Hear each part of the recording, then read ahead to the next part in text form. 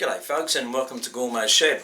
And what we're looking at this week is actually revisiting an old project I did some years ago, and it was to do with Fiddleyard cassettes like this one.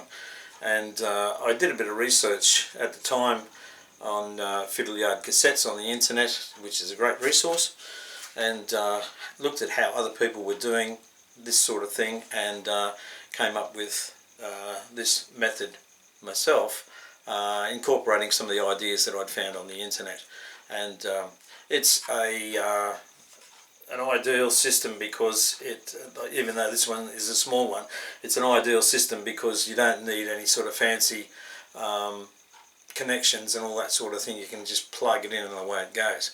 So what I've done is made another larger cassette eventually, and I just thought I'd show you how I deal with it in this particular room. Now if we look at this room from the doorway here, you can see that, you know, it looks like there's plenty of room in there, but there's not a lot of room to actually move around in there. Once you get a couple of people in here, it gets quite cozy. And this well here is the largest, and you can fit, you know, 3 or 4 people in there comfortably, but you know, nobody's going to be doing a barn dance in there, folks. There's not a lot of room. And then when you move around to this area here where Little Barb Field is and the airfield over there, again it's a smallish area, and you can see I've got a 4-foot cassette there in the fiddle yard, and the challenge was, how do I actually rotate something of that size in an area this small without sort of bashing into everything. So what you need, folks, is a 2-part solution. You need a way of rotating the largest of the cassettes safely, because I mean you've got a train, and I've got the handles spaced about this sort of distance, and you've got to do a bit of a waltz around in the room here. And then the other part of the solution is, where do you store these things? Now all of it involves you carrying a train on a cassette, and so you want to minimize the amount of movement you've got to make, and your path from cassette docking area to storage area has to be one where it's relatively safe to move and put the train down in the storage if you want to. So the way I went about it was this way. What I've done here is I've put a miniature turntable on top of the wall. Now it's set at a distance from the end post there, and obviously well away from the other end, at such a point where a 4-foot cassette can be rotated easily. Now the way this was made, oh, it looks pretty fancy there, but all this is an old record turntable that has been converted. It was a Pioneer belt drive turntable, that'll give you a better idea of it there.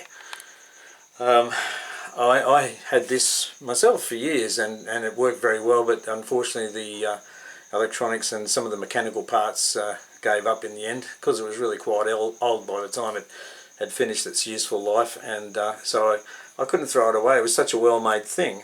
And of course these things come with a bearing underneath them. Being belt drive, it has to have a bearing, which is really, really good. So this just pulls off here, and that's the bearing, and there's a piece below this here that's actually mounted into the timber in the top of the wall here, and then it's screwed in. It was a 20mm piece, probably 30 mils in depth, and I drilled a perfect 20 millimeter hole in the wall to insert this into, and then anchor it down with the screws. And that's as solid as a rock, folks. So that's a good base to have.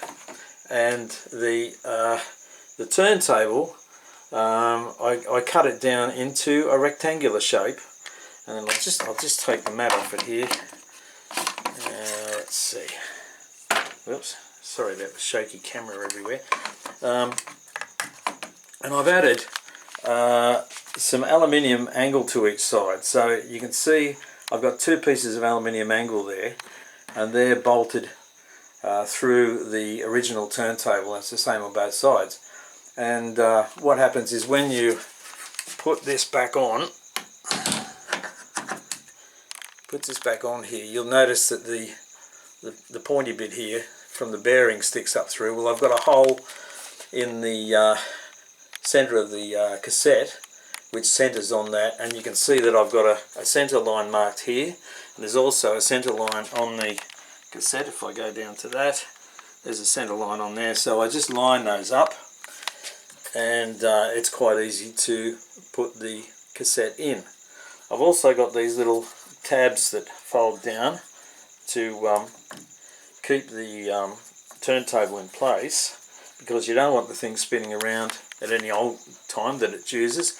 Also, you want it nice and firm when you're about to be placing a cassette on there. So that just locks in place nicely there, and they're just two simple aluminium flat bar tabs. There's two more on the other side here, so that when it rotates it can be locked down again on this side. And you'll notice that I've put the direction of the rotation on there to remind me that I pull this right hand side towards me. I'll do a demo for you in a minute, but so this is the most practical way for it to rotate, so that I step back with it, step out of the way as it rotates, and you'll see as I say in the demo. Now before we get to the demo, folks, just a bit more on the cassette itself. Now you can see a join here. This is a 4-foot cassette. The aluminium angle came in two choices of length, and one was 900 millimeters and the other length was 3 meters. And to give me flexibility, I was better off buying the shorter lengths and adding bits and pieces on as I needed them here. So this join here is also reinforced down here, where you can see the screws going into the ply there. This is actually marine ply, and so that works quite well. It sort of takes care of any electrical issues. Electricity flows through there quite nicely. It's all mounted on 16mm marine ply. There is a gap routed in the middle here. That's about 18mm. That gives me a trench which just drops down below the aluminium angle rails, and if we take this end stop out, you can see how that it gives a lot more clearance there. Especially some of the older stock I've got has got big flanges on it, so that sorts that problem out. They actually worked on there without a trench in there, but I thought I'll just put a bit of insurance into this system.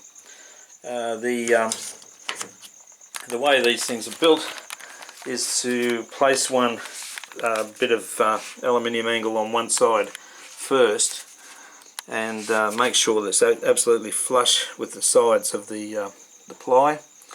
And then this is assuming we've already pre-drilled our holes here, and they're countersunk holes. And then once it's in its proper position, clamped down really well, pilot holes are drilled, and then the screws are put in to secure it to the timber. And you'll notice the joint for this side is on this end, and I thought the joints would be better if they were staggered. It just gives more strength to the whole thing. The handles are made of 10mm by 3mm aluminium flat bar, and we've got some dowel here as a handle, and everything's securely fitted. There's two screws to hold this. There's one through the angle itself and one in the timber at the bottom there.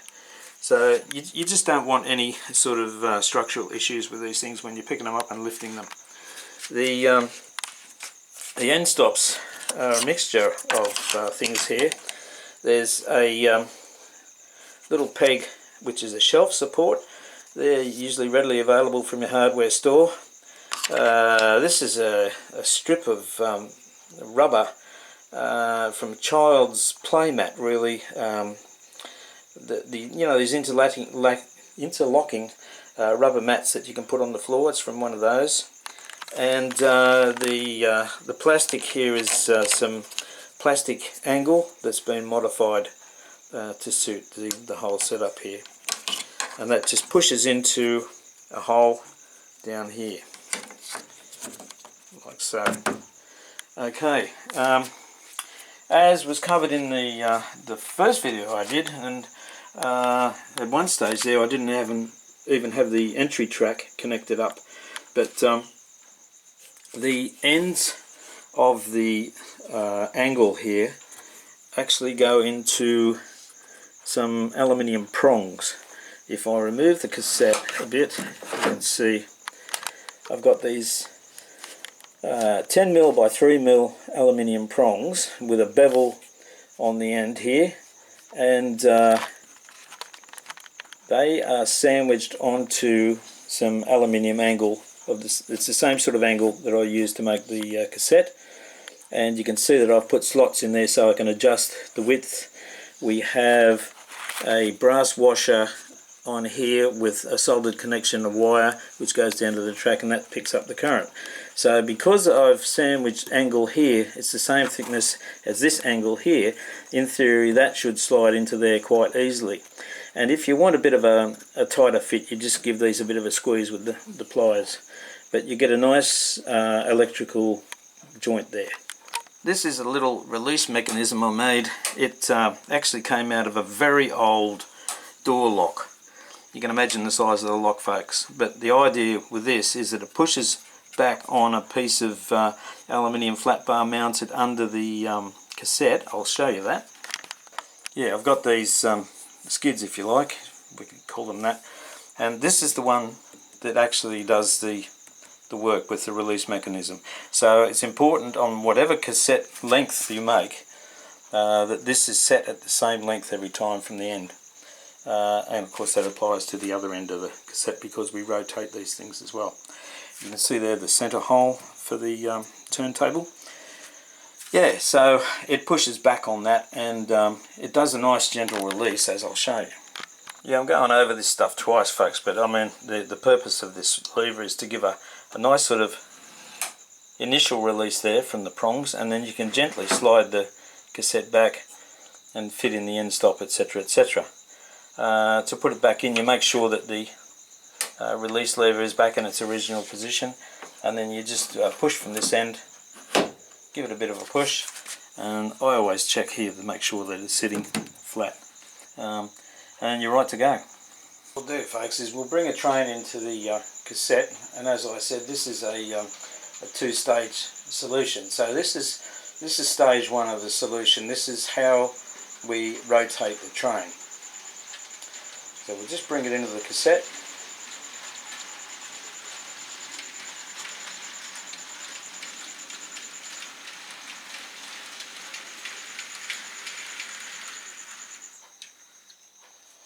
Now we fit the end stop after we release the cassette, so we'll just do a gentle release there. We'll just move it slightly out. We'll put the end stop in, and then we'll lift the cassette up, and then we place it gently onto the turntable. Release the securing tabs there, gently rotate it towards Gormo, get it round back in the reverse position, and then just pull the tabs down, and then we lift it off. And this is the point here, folks, where we make a decision. Do we send the train back on its merry way in the opposite direction, back to where it came from, or do we put this cassette into storage? And that brings us to the second part of the solution. So you can see I've got the cassette over there ready to either send the train back to where it came from, or the storage solution is over here just below the goods yard on Great Chesterford Junction. You can see this black drawer here. Now that is the storage solution. This drawer is set up on drawer runners which have a 40 kilo capacity, and it pulls out to its full depth into the room, and in here it will take a 4-foot cassette, and it will take 7 of them across. At the moment I'm using it for a bit of storage. I've got stuff in here that's for more cassettes, etc. So they go in here. So I would have turned the train ready for its return journey and then placed it in here, and then when I take it out of here, it will then be ready to be placed back in the docking area, ready to do its job. So to place a cassette into storage, folks, first thing you would do is have the drawer open, ready to receive it. That's fundamental. The next thing you do is you go over to the cassette area and pick up the train on the cassette and gently bring it over to the drawer,